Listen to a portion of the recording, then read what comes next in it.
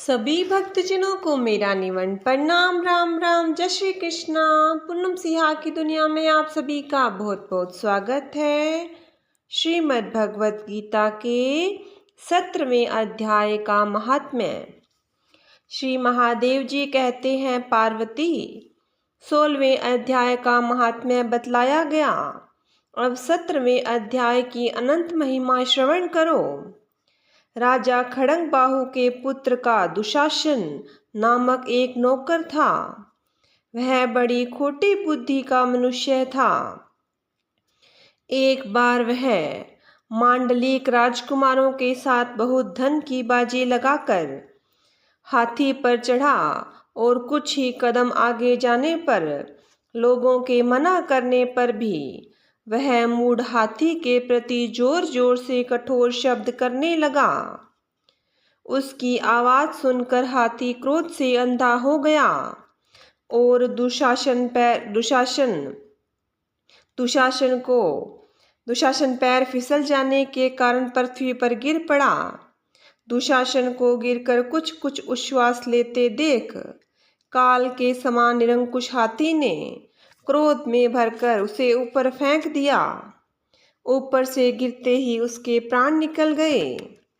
इस प्रकार कालवश मृत्यु को प्राप्त होने के बाद उसे हाथी की योनि मिली और सिंहल द्वीप के महाराज के यहाँ उसने अपना बहुत समय व्यतीत किया।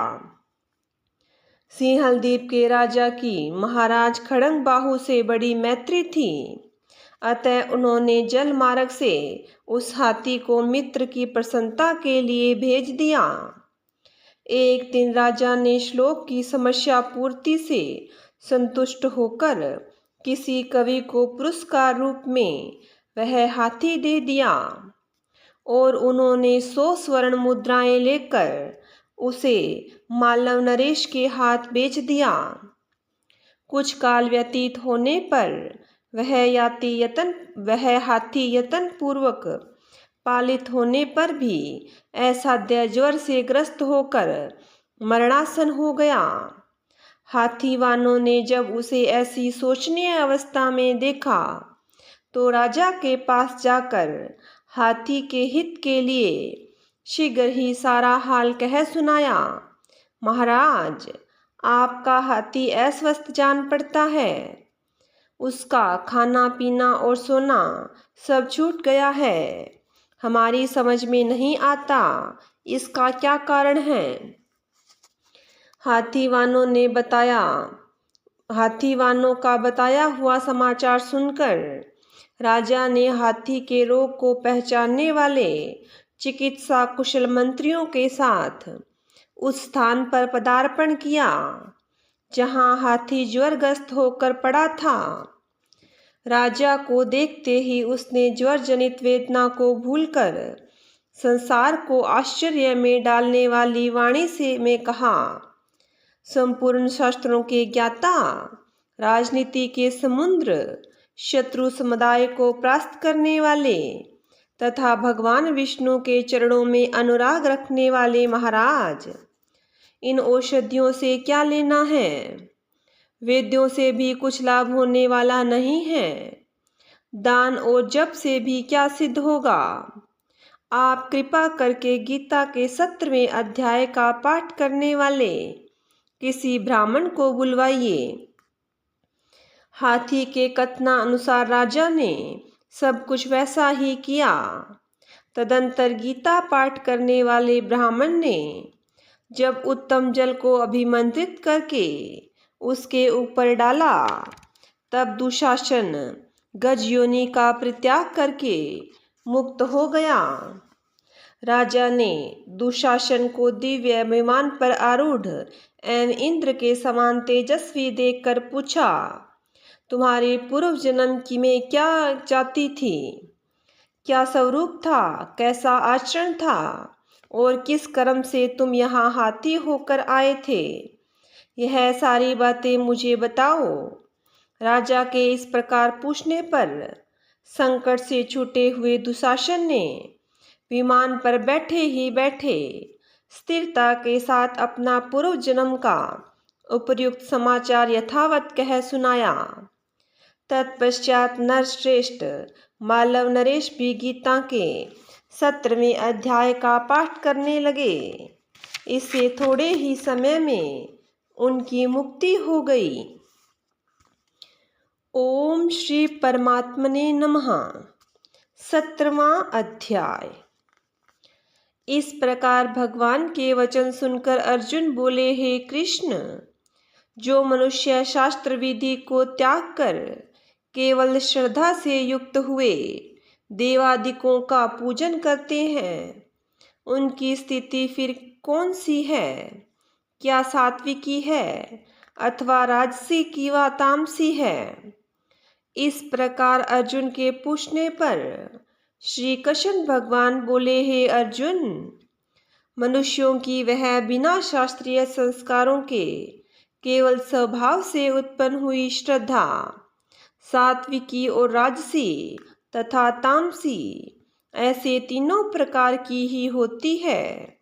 इसको तू मेरे से सुन। हे भारत, सभी मनुष्यों की श्रद्धा उसके अंतःकरण के अनुरूप होती है तथा यह पुरुष श्रद्धा में है। इसलिए जो पुरुष जैसी श्रद्धा वाला है वह समय भी वही है, अर्थात जैसी जिसकी श्रद्धा है वैसा ही उसका स्वरूप है। उनमें सात्विक पुरुष तो देवों को पूजते हैं और राजस पुरुष यक्ष और राक्षसों को पूजते हैं तथा अन्य जो तामस मनुष्य हैं वे प्रेत और भूत गणों को पूजते हैं। हे अर्जुन, जो मनुष्य शास्त्र विधि से रहित केवल मन कल्पित घोर तप को तपते हैं तथा दंभ और अहंकार से युक्त एवं कामना, आसक्ति और बल के अभिमान से भी युक्त हैं तथा जो शरीर रूप से स्थित भूत समुदाय को अर्थात शरीर, मन और इंद्रियों के रूप में परिणित हुए आकाश आदि 5 भूतों को और अंतःकरण में स्थित मुझ अंतर्यामी को भी कृश करने वाले हैं, उन अज्ञानियों को तू आसुरी स्वभाव वाला जान।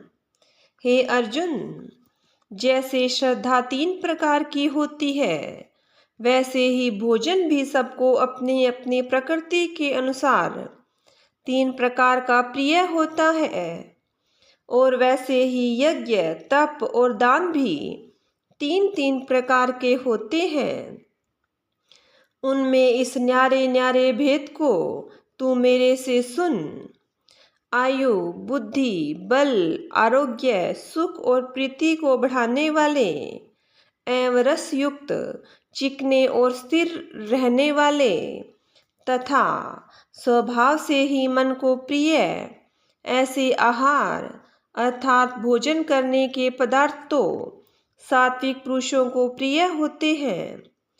कड़वे, खट्टे, लवण युक्त और अति गर्म तथा तीक्ष्ण, रूखे और दाहकारक एवं दुख, चिंता और रोगों को उत्पन्न करने वाले आहार अर्थात भोजन के करने के पदार्थ राजस पुरुष को प्रिय होते हैं तथा जो भोजन अधपका, रस रहित और दुर्गंध युक्त एवं बासी और उच्छिष्ट है तथा जो अपवित्र भी है वह भोजन तामस पुरुष को प्रिय होता है। हे अर्जुन, जो यज्ञ शास्त्र विधि से नियत किया हुआ है तथा करना ही कर्तव्य है ऐसा मन को समाधान करके फल को न चाहने वाले पुरुषों द्वारा किया जाता है वह यज्ञ तो सात्विक है। और हे अर्जुन, जो यज्ञ केवल दंभाचरण के लिए अथवा फल को भी उद्देश्य रखकर किया जाता है वह उस यज्ञ को तू राजस जान तथा शास्त्र विधि से हीन और अन्न दान से रहित एवं बिना मंत्रों के, बिना दक्षिणा के और बिना श्रद्धा के किए हुए यज्ञ को तामस यज्ञ कहते हैं।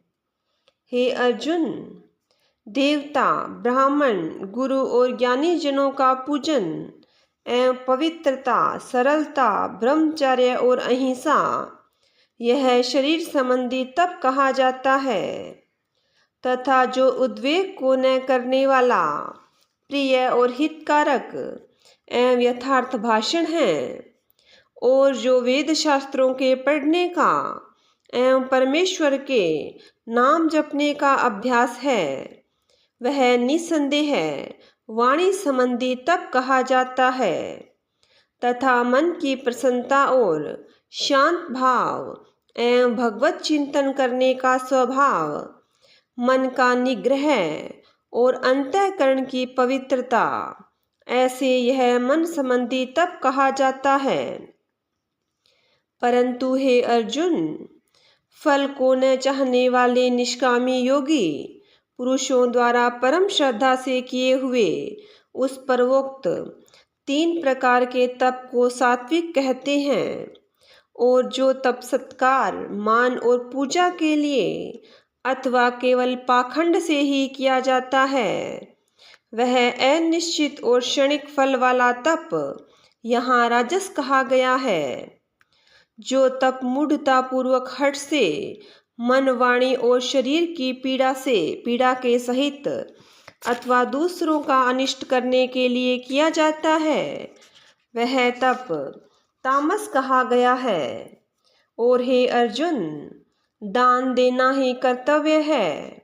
ऐसे भाव से जो दान देश, काल और पात्र को प्राप्त होने पर प्रत्युपकार न करने वाले के लिए दिया जाता है, वह दान तो सात्विक कहा गया है। और जो दान क्लेश पूर्वक तथा प्रत्युपकार के प्रयोजन से अर्थात बदले में अपना सांसारिक कार्य सिद्ध करने की आशा से अथवा फल को उद्देश्य रखकर फिर दिया जाता है, वह दान राजस कहा गया है। और जो दान बिना सत्कार किए अथवा तिरस्कार पूर्वक अयोग्य देश काल में कुपात्रों के लिए अथवा मद्य, मांस आदि अभक्ष्य वस्तुओं को खाने वाले एवं चोरी, जारी आदि नीच कर्म करने वालों के लिए दिया जाता है, वह दान तामस कहा गया है। हे अर्जुन, ओम तत् सत, ऐसे यह 3 प्रकार का सच्चिदानंद घन ब्रह्म का नाम कहा है। उसी से सृष्टि के आदि काल में ब्राह्मण और वेद, यज्ञ आदि रचे गए हैं। इसलिए वेद को कथन करने वाले श्रेष्ठ पुरुषों की शास्त्र विधि से नियत की हुई यज्ञ, दान और तप रूप क्रियाएं सदा ओम ऐसे इस परमात्मा के नाम का उच्चारण करके ही आरंभ होती है। तत् और सत, तत् अर्थात तत् नाम से कहे जाने वाले परमात्मा का ही यह सब है। ऐसे इस भाव से फल को न चाहकर नाना प्रकार के यज्ञ, तप रूप क्रियाएं तथा दान रूप क्रियाएं कल्याण की इच्छा वाले पुरुषों द्वारा की जाती है। सत, ऐसे यह परमात्मा का नाम सत्य भाव में और श्रेष्ठ भाव में प्रयोग किया जाता है।